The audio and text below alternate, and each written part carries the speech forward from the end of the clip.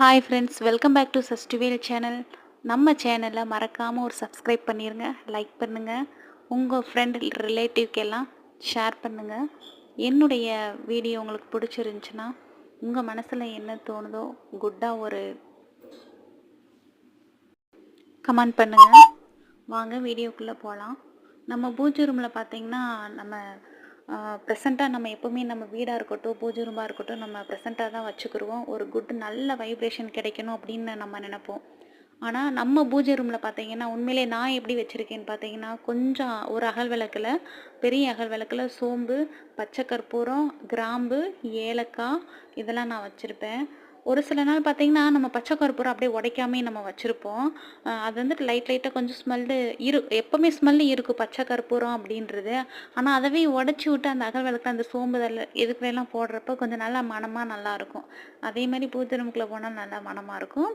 அதுக்கப்புறம் நம்ம வீட்டில் பார்த்தீங்கன்னா இந்த மாதிரி ஒரு பாத்திரத்தில் தண்ணி வச்சுக்கோங்க.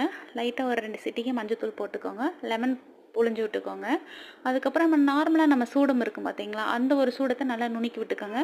அதுக்கப்புறம் பச்சை கற்பூரம் அதையும் போட்டு நுணுக்கி விட்டுக்கோங்க. வச்சுட்டு கொஞ்சம் கல்லுப்பு வீடு துடைக்கிறப்பவே யாராக இருந்தாலுமே கொஞ்சம் போட்டுட்டு துடைங்க. ரொம்ப அந்த கந்திஷ்டி இதெல்லாம் நல்லா சடனாகவே நல்லா போயிடும். இது யாராவது வீட்டுக்கு ஒரு ஒரு கெட்ட எண்ணத்தோட வந்துட்டு போனாலும் கூட அந்த நெகட்டிவிட்டி அப்படியே எடுத்துக்கும். அது நல்ல பாசிட்டிவாக தான் இருக்கும் வீடு. அந்த உப்பு போட்டு வீடு தொடச்சா அதேமாதிரி கொஞ்சம் உப்பு போட்டுட்டு இந்த மாதிரி வீடெல்லாம் நல்லா தொளிச்சிட்டு அதுக்கப்புறமா நல்லா நீங்கள் தொடச்சி விடுங்க. நல்லாயிருக்கும். இது ஏற்கனவே நான் ஒரு மகளில் கலந்து வச்சுட்டேன். சரி, இது ஒரு வீடியோவாக போட்டுடலாமே அப்படின்னு சொல்லிட்டு நான் திருப்பி மறுபடியும் கலந்தேன். எனக்கு இவ்வளோ தண்ணி தேவைப்பட்டுச்சு, அதனால் நான் மறுபடியும் அதை ஊற்றிக்கிட்டு பண்ணிட்டேன். இந்த மாதிரி உங்கள் வீட்டில் உங்கள் பூஜை ஏரியாக இருக்கட்டும், உங்கள் வீடாக இருக்கட்டும், நல்லா குட்டாக ஒரு வைப்ரேஷன் கிடைக்கட்டுங்க. இந்த வீடியோ உங்களுக்கு பிடிச்சிருந்தா எனக்கு மறக்காமல் லைக் பண்ணுங்கள், ஷேர் பண்ணுங்கள், கமெண்ட் பண்ணுங்கள்.